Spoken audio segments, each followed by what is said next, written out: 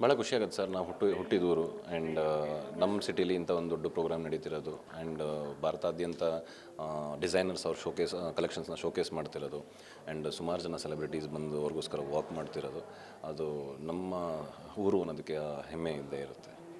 Sir, Mysuru fashion ವೀಕಲ್ಲಿ ನೀವು ಒಬ್ಬ ನಟರಾಗಿ ಇಲ್ಲಿ ಹೆಜ್ಜೆ ಆಗ್ತಾಯಿದೆ, ಅದೇನು ಅನಿಸ್ತದೆ?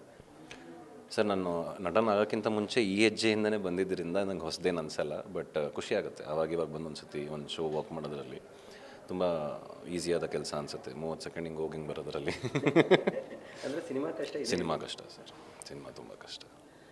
ಇದು ಫ್ಯಾಷನ್ ಶೋಗೂ ಸಿನಿಮಾಗೆ ಏನು ಡಿಫ್ರೆನ್ಸ್ ಇರುತ್ತೆ? ಸರ್, ಸಿನಿಮಾ ಕಲೆ ಸರ್, ಇದು ಡಿಸೈನರ್ಸ್ ಅವರ ಕಲೆ, ಇದು ಮಾಡೆಲ್ಸ್ ಮತ್ತು ಇವ್ರದ್ದು ಕಲೆ ಅಲ್ಲ, ಡಿಸೈನರ್ಸ್ ಕಲೆ ಇದು.